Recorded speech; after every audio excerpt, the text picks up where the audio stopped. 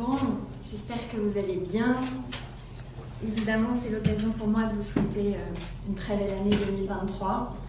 Je crois qu'on avait besoin de débriefer un peu tous ensemble. Je pense qu'on l'a vu, ce qui s'est passé, les propos tenus par le président Noël Le Graët à l'égard de Zinedine Zidane ont suscité dans la France entière, jusqu'à non plus grand joueur, un émoi très important. Je pense que c'est un émoi qui est à la fois le reflet de notre passion collective pour le football, évidemment à la mesure de l'admiration qu'on a pour cet immense joueur qui est Zinedine Zidane, joueur, entraîneur, tout ce qu'il représente pour le foot, pour le sport mondialement, et puis aussi la mesure d'une forme de lassitude, pour ne pas dire d'exaspération, à l'égard d'un certain nombre de propos qu'on ne veut plus entendre et d'attitudes qu'on ne veut plus voir dans le sport français. Alors, moi j'avais envie d'échanger avec vous, les sollicitations étaient très nombreuses aujourd'hui et je pensais que c'était mieux d'avoir ce petit moment pour pouvoir partager finalement de manière synchronisée. Vous avez vu comme moi les excuses présentées par le président Le Graët. C'était la moindre des choses. Dans son communiqué, il a ses propos, il dit « Je tiens à présenter mes excuses pour ces propos qui ne reflètent absolument pas ma pensée ». Je ne suis pas sûre que ces mots soient tout à fait rassurants. En ce qui me concerne, je les trouve même un petit peu inquiétants, voire assez graves, tant ils montrent probablement des possibles nouveaux épisodes où ça disjoncte un peu à l'oral. Et moi, je ne veux plus de ces situations où on est susceptible que ça disjoncte. Il nous a habitués à ces sorties de route. Je pense que tous, on a en tête au cours des dernières années ce qui a pu être dit, qui minimisait les risques, parfois la prégnance des phénomènes de racisme ou d'homophobie dans le football. Ceci a pu choquer un certain nombre de parties prenantes, de communautés. Je pense qu'on a tous en tête ces moments, ces propos au début de la chevauchée vers la Coupe du Monde au Qatar. Ce qui a été dit sur les réchauds à gaz, ce qui a été dit sur les coups de peinture, je n'y reviens pas. Je pense aussi à un certain nombre de propos depuis plusieurs années et encore récemment connotés d'une évidente dimension de sexisme qui ont pu frapper des commentaires sur l'équipe de France féminine et les rapports entre certaines de ces joueuses ou rapports entre joueuses et entraîneurs, et plus récemment à l'égard de certains salariés de la Fédération française de football. Et puis, je mentionnerai peut-être dans cette liste également l'épisode de la Concorde qui a montré une forme de déconnexion du cœur de la vie de cette équipe. Voilà. Je considère que ces sorties de route successives, elles n'ont pas seulement pour effet de créer beaucoup trop de friture sur la ligne, elles nuisent également à l'image de notre pays. On a vu la réaction du Real Madrid ce matin. Je pense qu'elle vous a touché comme elle m'a touché. Je pense qu'elle heurte les Français. Et je pense qu'elle n'est tout simplement pas à la hauteur de ce que mérite cette grande équipe de France, cette grande fédération et ce grand sport aux 2 millions de licenciés, aux 15 000 clubs. J'ai noté d'ailleurs la manière dont le président de la Fédération de foot amateur a pu réagir un petit peu plus tôt à certains de ses propos. Alors, avec tout ça, qu'est-ce qu'on fait ? Qu'est-ce qui se passe ? Moi, je considère aujourd'hui que dans le rôle d'un président d'une fédération, il y a différentes dimensions. Elles sont toutes importantes. Il y a une dimension qui est une dimension de représentation essentielle. Et aujourd'hui, je fais un constat de faillite sur cette dimension de représentation. Avec une parole en roue libre, avec une parole qui flanche et qui flanche parfois gravement et de manière répétée. Alors qu'est-ce qu'on fait avec ça? Je pense que ce constat, encore une fois, il nous a tous choqués, il est désormais évident et je pense qu'il est important que le COMEX de la Fédération française de foot en prenne toute la mesure dans un temps d'échange que je l'invite à avoir. Je pense que cette dimension de faillite dans la représentation, il faut que le COMEX s'en empare, s'exprime, se positionne dessus. Moi, j'ai à cœur que, vous le savez, l'autonomie des fédérations soit une réalité. Donc, à chaque fois que les instances dirigeantes de ces fédérations prennent leurs responsabilités, je considère que c'est une victoire pour le sport français. Il y a dans ce COMEX des personnalités éminentes qui ont fait la preuve de leur valeur, de leur efficacité, de leur vision, de leur sens des responsabilités. Et je sais qu'ils en feront preuve à nouveau dans les semaines à venir. Et moi, j'ai vraiment le souhait qu'ils puissent peser de tout leur poids et de toute leur responsabilité pour remettre cette fédération sur les bons rails. Pour ma part, mes responsabilités, je les ai prises en lançant cet audit. Vous savez qu'il comporte 2 volets, l'un relatif au pilotage et au management de cette fédération, l'autre sur la façon dont elle s'empare de cet enjeu majeur de la lutte, de la prévention de toutes les violences à caractère sexiste ou sexuel. Et j'ai pris 2 décisions concernant cet audit. La première, c'est que le travail ira à son terme, comme je m'y suis engagée depuis le début, dans le respect du contradictoire, avec la cohérence, avec le respect des méthodes, avec un travail de fond. Mais je veux que la restitution au COMEX des conclusions de cet audit puisse être faite plus rapidement. Je pensais qu'elle le serait à l'horizon du 15 février, à l'issue de la procédure de contradictoire avec le président Noël Le Graët et sa directrice générale Florence Ardouin. J'enjoindrai Noël Le Graët de transmettre les conclusions dès qu'il en aura réception, c'est-à-dire à un horizon avancé à la fin du mois de janvier. Et puis, au vu des investigations en cours, au vu des constats qui sont d'ores et déjà dressés par la mission, nous avons pris la décision d'ouvrir un autre volet dans cet audit qui aura trait aux enjeux RH et d'ordre budgétaire et financier. Je ne vous dirai pas plus ni sur les conclusions de l'audit, ni sur le contenu de ce volet complémentaire, dans la mesure où demain, le président Le Graët, d'ailleurs ainsi que la directrice générale, seront l'un et l'autre entendus, auditionnés à nouveau par la mission, et qu'il est très important dans la méthode à laquelle je suis attachée, que ce soit d'abord à eux que puisse être réservé l'exposé de ces conclusions, de la teneur de nos recommandations, sachant que le travail n'est pas achevé et qu'il s'achèvera dans la semaine entre le 19 et le 25 janvier. Ce que je peux vous dire, c'est que le COMEX aura de la matière, il en aura sur le comportement du président,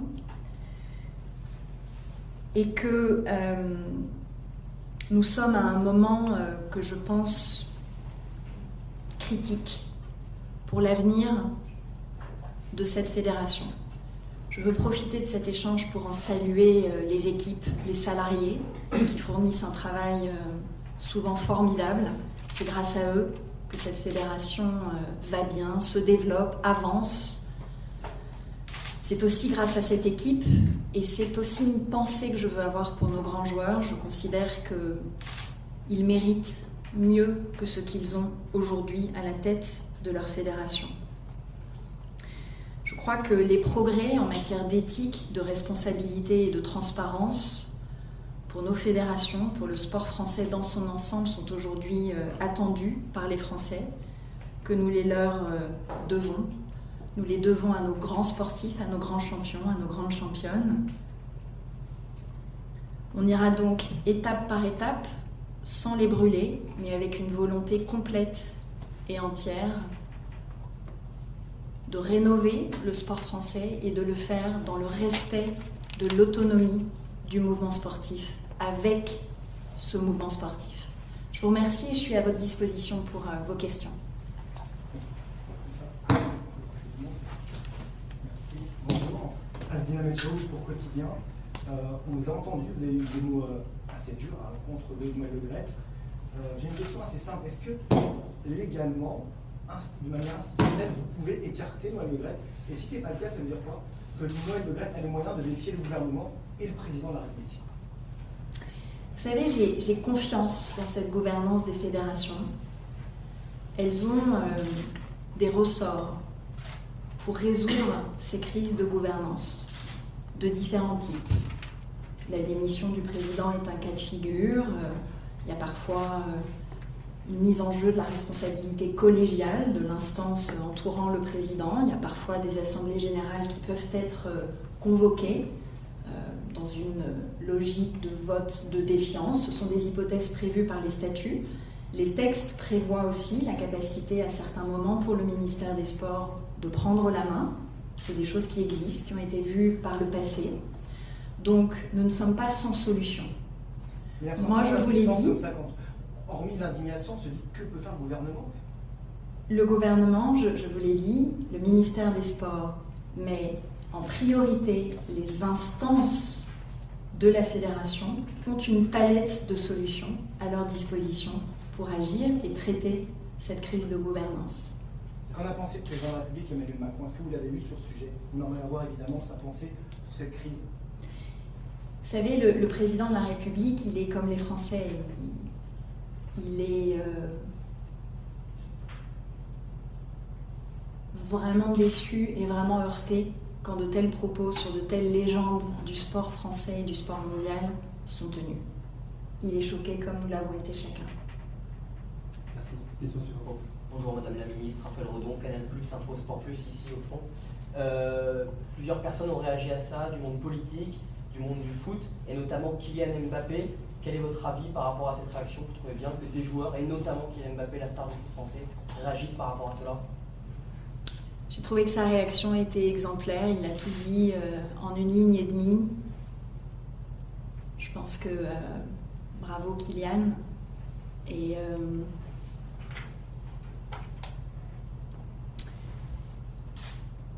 je pense qu'il a mis exactement les mots qu'on ressentait tous. Voilà.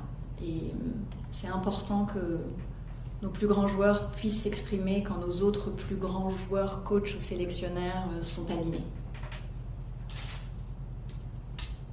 Bonjour, Loïc Pertuzet, M6. Il y a une autre déclaration de Noël Le Graët qui est passée un peu plus inaperçue, où il laissait entendre qu'il pourrait choisir son successeur avec le concours de Didier Deschamps. Est-ce que ça vous inquiète ou pas? M'inquiéter n'est pas le bon mot, que je trouve ça là non plus pas à la hauteur de ses responsabilités. La réponse est vraie. J'ai été, lorsque on entend ces propos-là et donc on voit pointer cette ingérence dans l'idée d'un scrutin et d'hypothèses futures, je vois toujours ça d'un œil plus que réservé. Est-ce que le ministère se réserve le droit d'intervenir si ça s'avérait vrai? Je vous l'ai dit, c'est comme dans une grande compétition, c'est match après match, c'est point après point. Je pense que sur la fonction de représentation, la faillite est établie et qu'il faut que le COMEX en prenne la mesure. Et maintenant, pour la suite, les prochaines étapes, l'audit aidera le COMEX à prendre la décision qui s'impose. C'est un calendrier de relativement court terme puisque ces éléments seront produits d'ici la fin du mois de janvier. Donc nous aurons la capacité à pouvoir collectivement traiter la situation rapidement. Cyril Tour de l'agence France Presse. Vous appelez M. Le Graët à démissionner? Vous savez, je ne pose pas l'équation dans ces termes-là.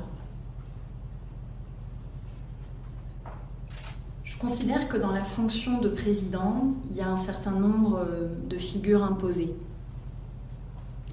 Et je pense qu'il est profondément défaillant sur l'une d'entre elles, qui est la représentation, l'incarnation. Et quand il s'agit en plus de la première fédération de France, c'est très problématique. Bonjour, Clément Martel pour Le Monde. On sent dans vos propos que vous mettez pas mal la pression sur le COMEX. Est-ce que vous avez échangé avec eux avant de parler? Et l'autre question, s'ils ne prennent pas justement la décision qui s'impose, comme vous avez dit, qu'est-ce qui va se passer? Je pense que le COMEX a déjà des éléments dont il doit, encore une fois, s'emparer, prendre la mesure, qu'il doit débattre, sur lequel il doit se positionner. Je souhaite qu'il pèse de tout son poids dans les quelques semaines à venir et je veux l'y aider en allant au bout de ce travail d'audit pour lui mettre entre les mains l'ensemble des pièces dont il aura besoin pour assumer pleinement ses responsabilités. Bonsoir, Isabelle Langer. Monsieur Le Gret a 81 ans. Est-ce que vous imaginez aujourd'hui faire pousser un petit peu plus la loi? Je crois qu'il n'y a pas d'âge limite pour les présidents de fédération. Je sais que nous sommes dans une actualité très marquée par la thématique de la retraite. Je crois que, vous savez, d'une personne à l'autre, il y en a qui n'attendent pas d'avoir un certain âge pour dire des choses un peu à côté de la plaque. Il y en a pour qui ça vient un petit peu après. Je considère, je vous l'ai dit tout à l'heure, que on ne peut pas continuer dans une situation où il y a autant de sorties de route, où il y a autant de propos qui choquent, qui heurtent, parfois qui sont une forme d'insulte à ce que peuvent incarner un certain nombre de légendes, et tout ceci est inacceptable. Bonjour, Léna Mounier pour France Télévisions. Je voulais savoir si cette affaire elle pouvait amener à changer quelque chose dans la gouvernance du sport français, notamment dans le rapport entre l'État et les fédérations. Je pense que c'est un combat commun. Moi, je ne vois pas du tout cette cause d'une meilleure éthique, d'une meilleure gouvernance, d'une meilleure responsabilité, d'une meilleure transparence dans le sport français comme un bras de fer entre un ministère des Sports et des fédérations. Je pense que c'est un effort conjugué. Je vous l'ai dit, nos statuts, les statuts de nos fédérations ne sont pas parfaits, clairement, mais ils offrent en général un certain nombre de solutions. Il faut parfois faire preuve de pragmatisme. Il y a aussi des comités, pas seulement les organes dirigeants, mais parfois des comités d'éthique qui peuvent aider la résolution de ces problèmes-là. Il faut que chacun prenne sa part. Moi, je ne veux disrupter aucun circuit de décision, mais je veux que toutes ces choses que nous savons devoir traiter, on se décide enfin à le faire. Et je crois que c'est vraiment ce qu'attendent les Français de nous aujourd'hui. À nouveau, Raphaël Redon. On sait Noël Le Gret et Didier Deschamps extrêmement liés. Est-ce que le contexte actuel et une éventuelle démission selon ce qui sera rendu par rapport à l'audit notamment, est-ce que ça peut remettre en question la prolongation de contrat de Didier Deschamps? Écoutez, cette prolongation, elle est actée, de ce que j'en comprends. Moi, je l'ai toujours dit, c'est une immense chance pour notre pays d'avoir à la tête de cette équipe de France un homme de cette expérience, de ce talent dont on a vu la qualité, l'impact des décisions. Il en a fait preuve à nouveau pendant cette Coupe du Monde au Qatar, alors même que le sort n'était vraiment pas de son côté. Ça a été un grand joueur, un grand capitaine, c'est aujourd'hui un grand sélectionneur et c'est une chance pour notre pays de l'avoir à la tête de cette équipe de France. Voilà. Mon point là-dessus est constant et les agissements d'un président n'ont pas d'effet de bord négatif sur la qualité et le rayonnement du sélectionneur de l'équipe. Une dernière question, s'il vous plaît, Marie. Bonsoir, Rachel Préti, l'équipe. Vous parliez des personnalités éminentes du COMEX. Est-ce qu'il y en a une ou deux sur lesquelles vous vous appuyez ou que vous voyez un peu plus Non, je ne vais pas citer de nom, mais voilà, vous les reconnaîtrez avec moi. Je pense qu'on tient dans cette équipe du COMEX une équipe de belle qualité, avec des hommes, des femmes de différents générations, de différents parcours et qui ont absolument tout entre les mains pour, avec mon aide, avec mon appui, aller au bout de la résolution de cette crise. Je vous remercie beaucoup. Bonne soirée à vous et à bientôt. Merci à tous.